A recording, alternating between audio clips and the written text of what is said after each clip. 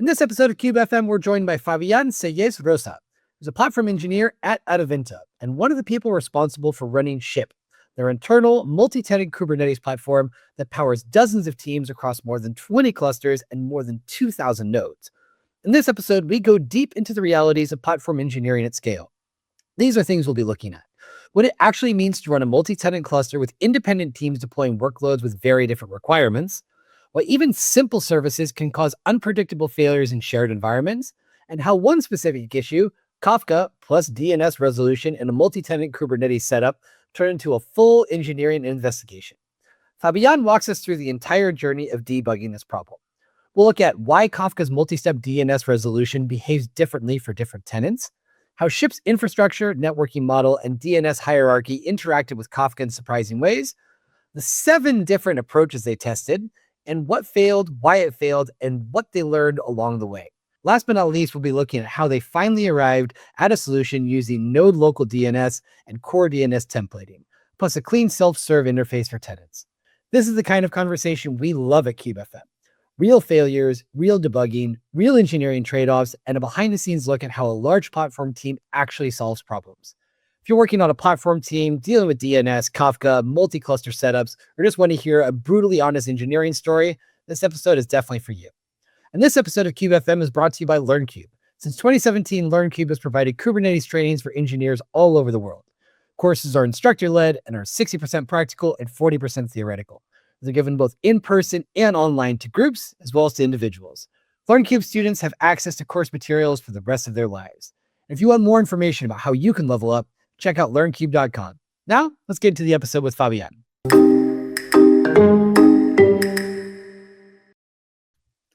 Fabián, welcome to KubeFM. What are 3 emerging Kubernetes tools that you're keeping an eye on? Hi, thanks for having me. Well, right now, nowadays, what I'm taking a look into is to grow Kubernetes Resource Orchestrator. I think it has a lot of potential to create abstractions, and for a platform team, it's super interesting. Also, I'm a lot into eBPF observability, so that's why I also have a look into Microsoft Retina, which I know there are other eBPF observability tools like Havel, but Retina has a lot of interesting things, like you don't need to deploy the whole CNI, which is something that sometimes could be useful.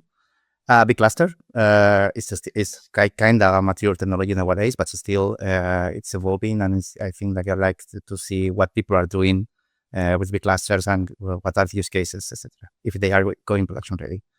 And something that I also take a look into, what is more into Kubernetes itself, it's Gateway API. I think after the recently news from Nginx Ingress, this has become super mainstream, but I think I've been watching it for a long time. And DRA, dynamic resource allocation, in a world post AI, post ML, I think it's super interesting also to keep an eye on how to schedule better those kind of resources. So for people who don't know you, Fabián, can you just tell us a little bit about what you do and where you work? Sure. I'm a platform engineer at Adevinta. I also the tech lead of the Runtime team. The Runtime team is responsible for managing a platform as a service like Kubernetes base in Adevinta, named Ship. Maybe you have heard about it from previous episodes. Ship is a multi-tenant, multi-region offering of more than 20 clusters across 4 regions and around 2,000 nodes over the world.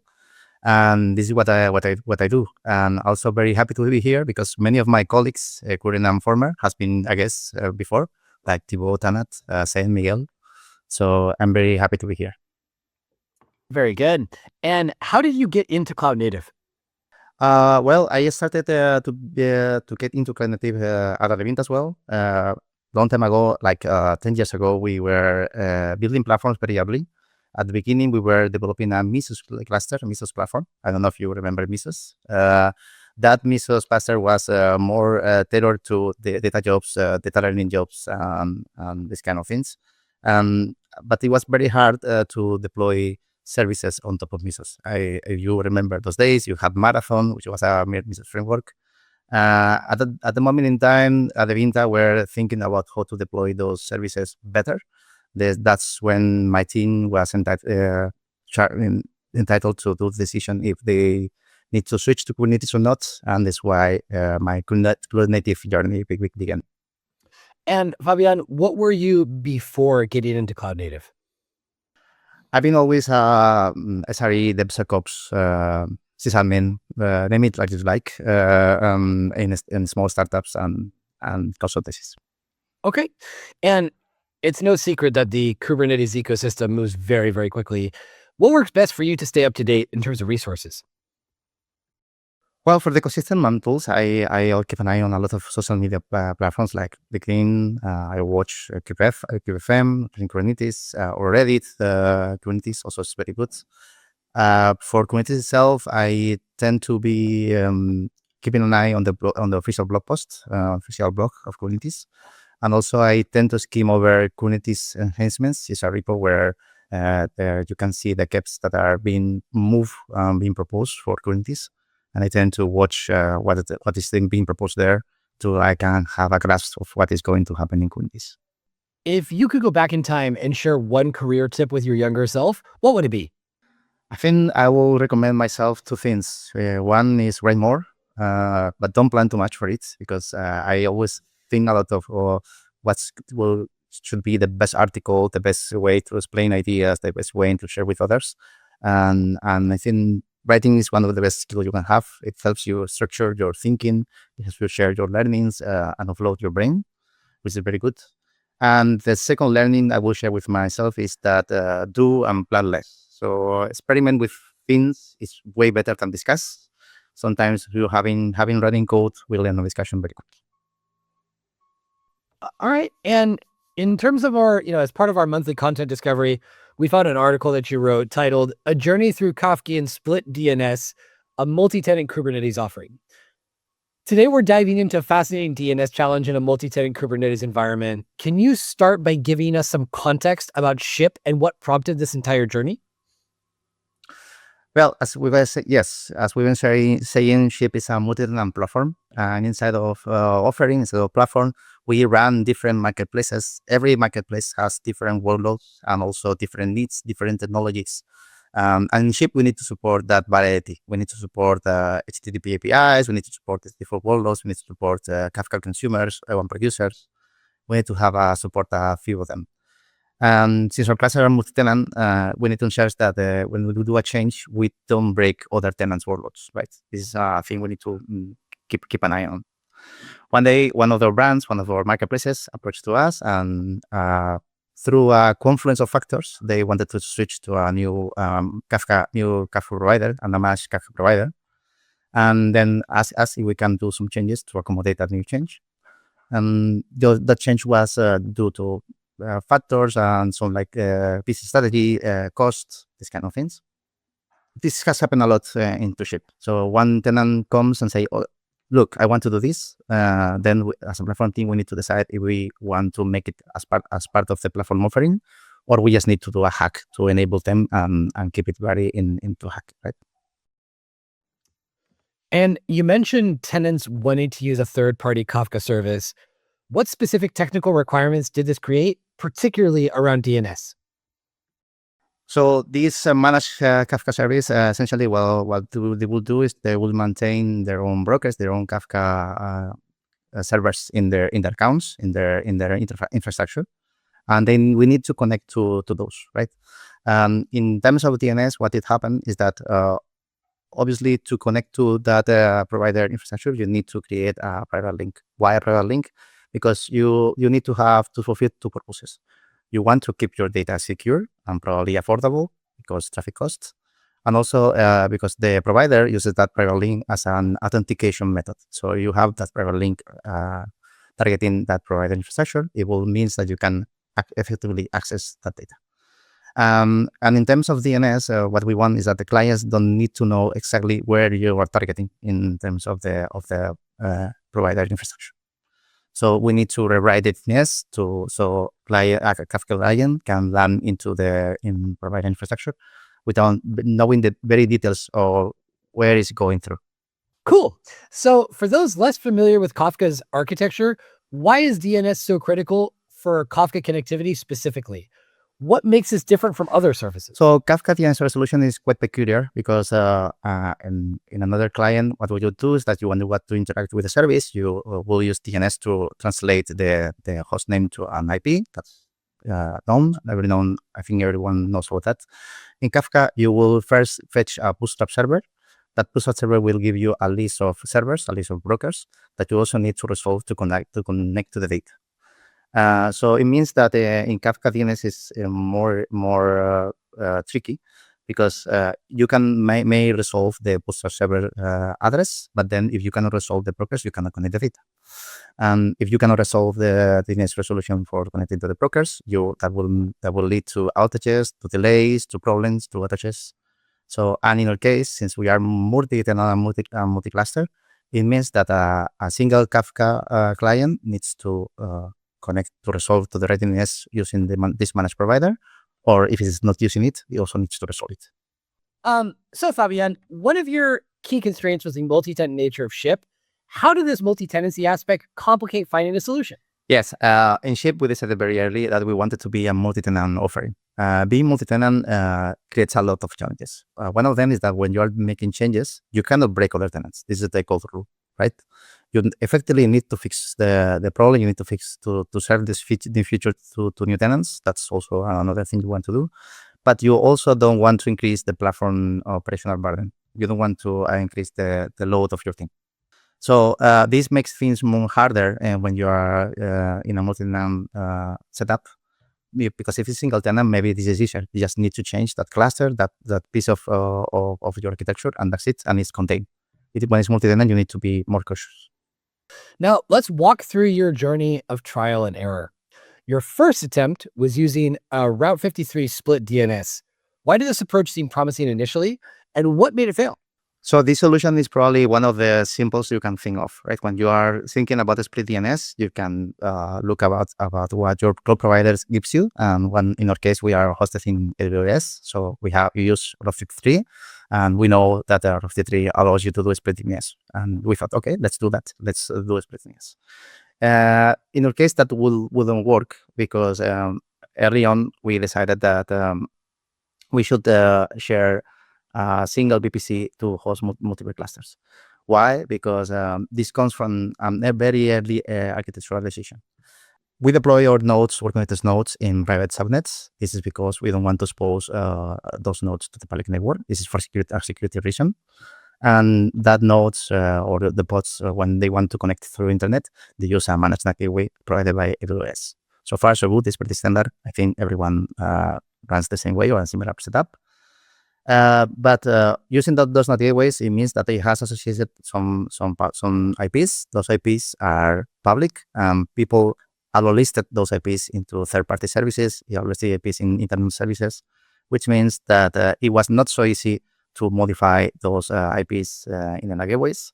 So coming back to the question, so we have in a single VPC a lot of clusters that may or may not have Kafka clients using this managed service for Kafka or not. So if we do a split DNS in that VPC, it means that we will serve the feature for some tenants, but it will potentially break to others. So that's why we cannot use this solution. Now, your second attempt involved using Kubernetes native pod DNS config. This sounds like it should have been a good fit since it's built into Kubernetes. What was the limitation here? So we are a Kubernetes native team. We have been operating Kubernetes for a long time, and obviously everything that we can do at Kubernetes level, we prefer it.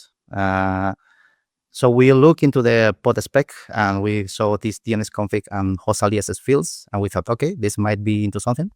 So first of all, we listen to host aliases. Host aliases, if you don't know it, allows you to add a list of hosts and resolve it manually, statically to a given IP. That will be fine if it's not for the detail that in Kafka in general and this managed Kafka service, brokers change. So sometimes you will add more brokers because you need to span to scale. Sometimes you will reduce it. So you will need to map the solicited IPs and the list of hosts somewhere, which means that maybe you override in the host aliases the list of brokers. It works for some time until it changes, and then it will break and we will force the tenant to redeploy the pod again to regain connectivity, which is not ideal. And for DNSConfig, I think that was our next attempt, which is okay. Let's try to, if we cannot override into the host DNS field, let's try to point to a custom DNS server, and in a custom DNS server we have the control, and we can map that domains and IPs to the right target. Okay. Now, attempts 3 and 4 both involved creating intermediary services, a Kafka proxy and a custom DNS resolver. These sound architecturally different, but you grouped them together as failures. What was the most common problem? Yes, I was mentioning before that we were looking into this DNSConfig field, and because we described the host aliases because it was pretty static. But maybe we thought, okay, maybe DNSConfig could be useful. In DNSConfig, you can pass a list of name servers you can add to the pod. So the pod will use that DNS server to do resolutions and to translate addresses to hosts. That sounds promising. And it can fix the issue. It can provide the feature. But then what we'll introduce for the platform is that we will need to maintain that custom DNS server, either by the platform team, either the tenants needs to maintain that such server.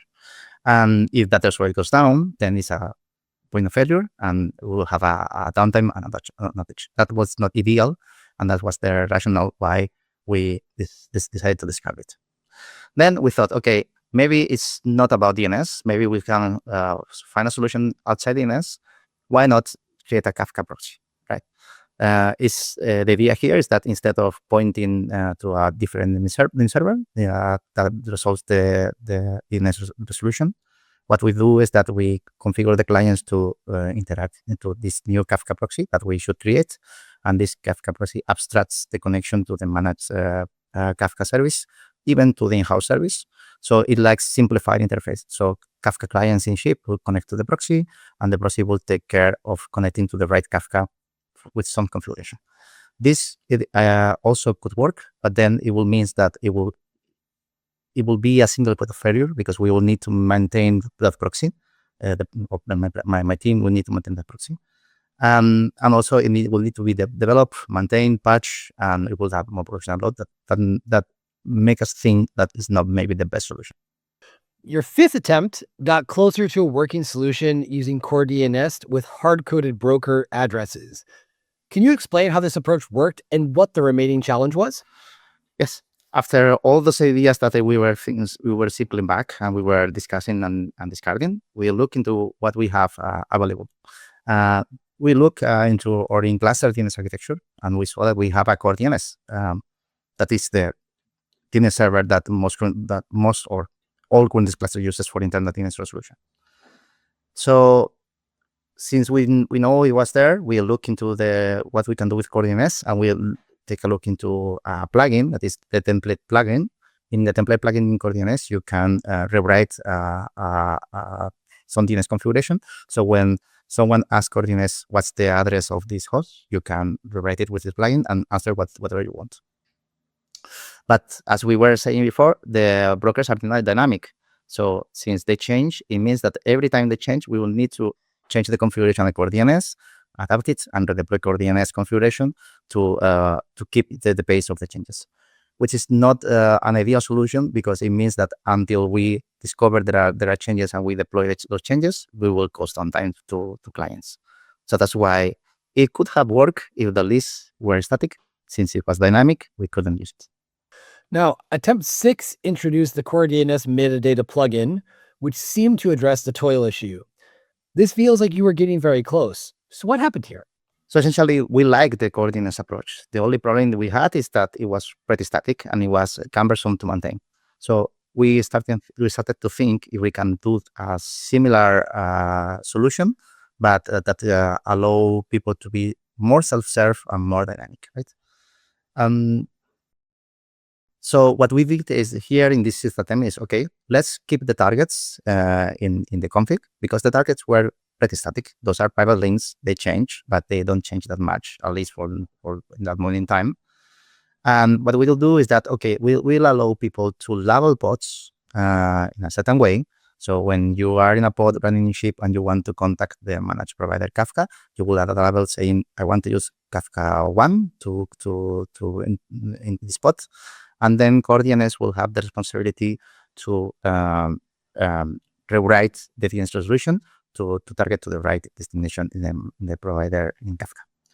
So from the customer, from the client point of view, this is quite interesting because it will mean only that they will need to add a label and that's it. Everything will be managed for them, which is pretty interesting for this use case.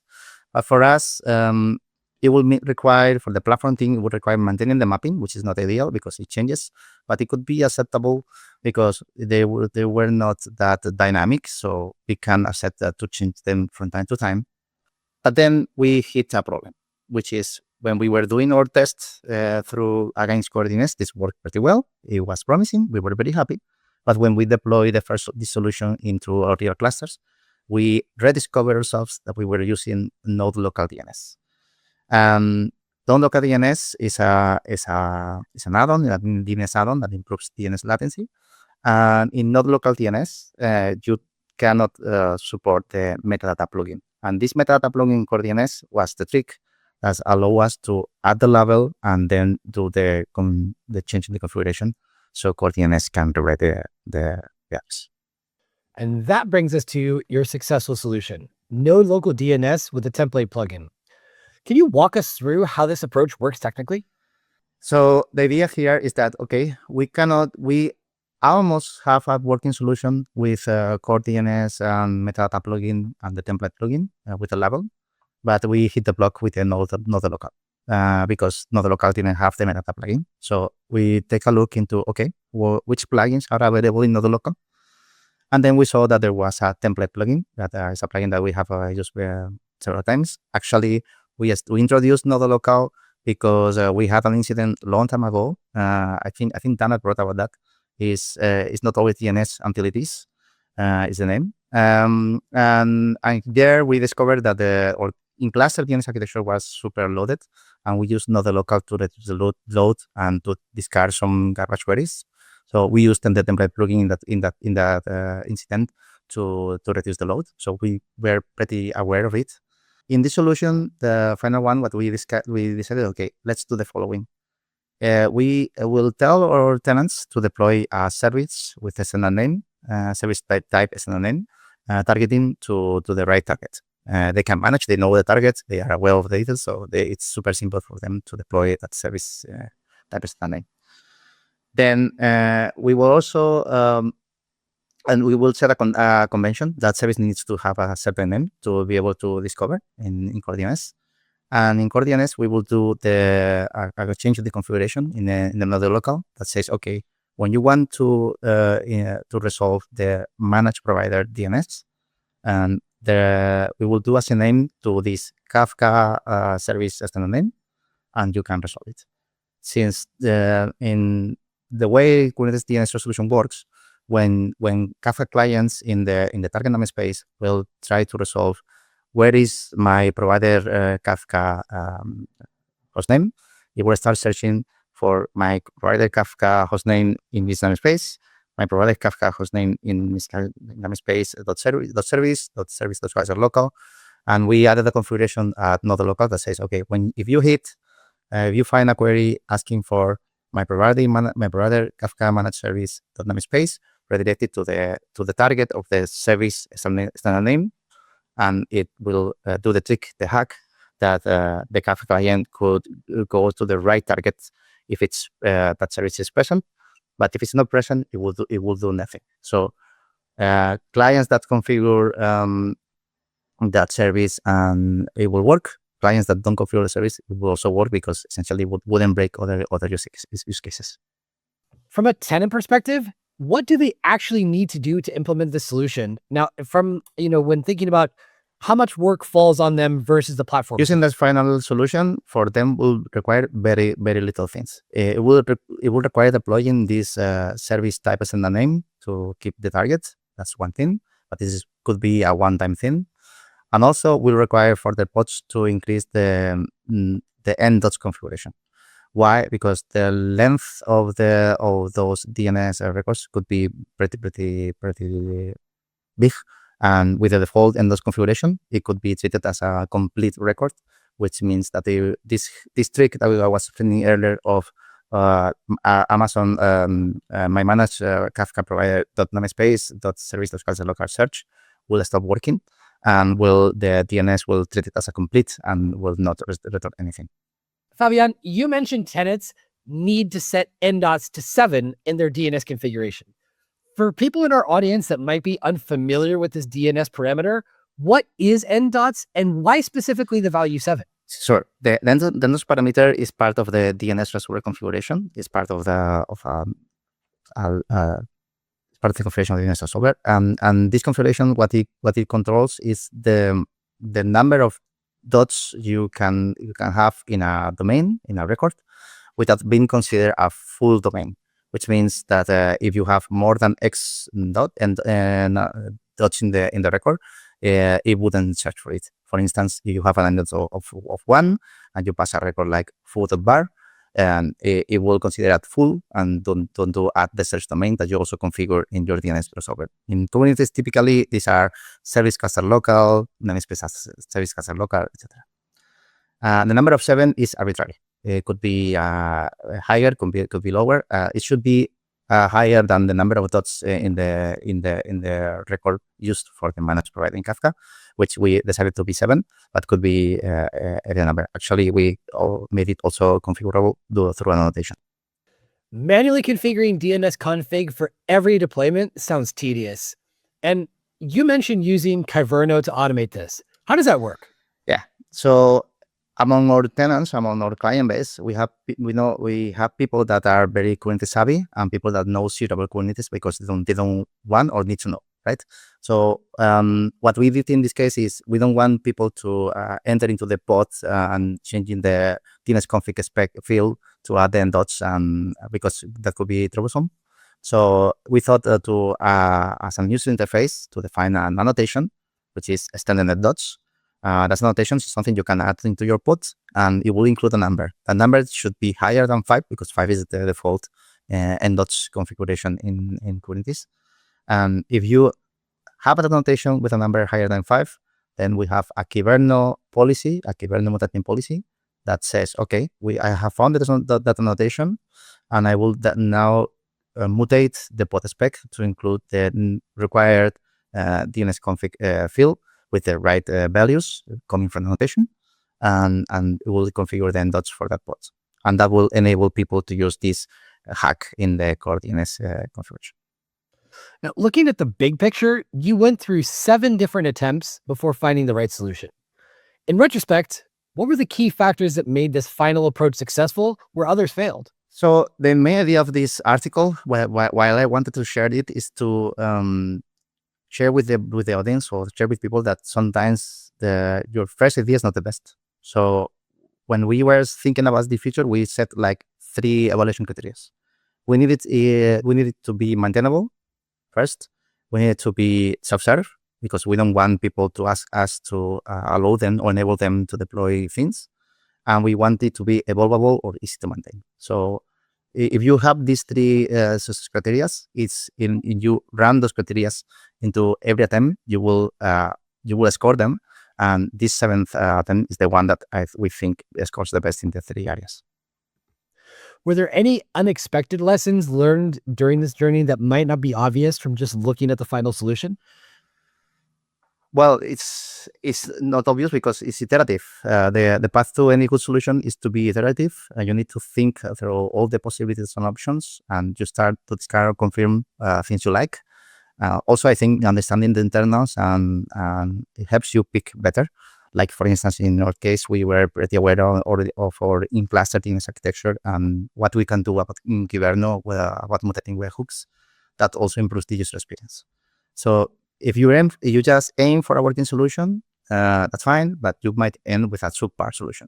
But if you want to reduce or you don't mind to increase the platform toil, that's fine, but you also will end with a subpar solution. And for platform teams out there that are facing similar challenges with SplitDNS and multi-tenant Kubernetes environments, what advice would you give them based on your experience?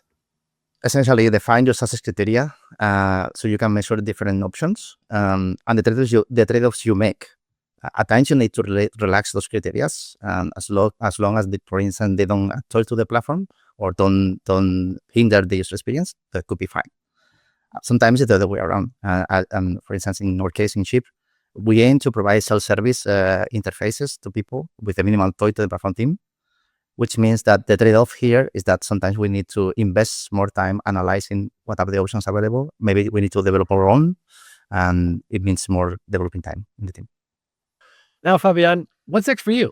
So I still think there are angles of Chip we didn't share. It's incredible, but I think there are a few things we didn't share yet. I would like to write a couple of articles of things we have under our sleeves. And also, I think I like to keep an eye on the community, especially after the Nginx case. I think it's important that we can contribute back, and we'll see if I have a place where I can contribute to. And if people want to get in touch with you, what's the best way to do that? I have an account on various social media platforms and probably in all of them, but I'm mostly active these days on LinkedIn. So yes, pin me there. Fantastic. Well, Fabián, congratulations on your first KubeFM podcast. I hope our paths will cross again in the future if you continue writing articles. It's been a pleasure having some of your teammates on our podcast a couple of times each with Tanat and with Thibault. So wish you nothing but the best of luck and hope to talk to you soon. Take care.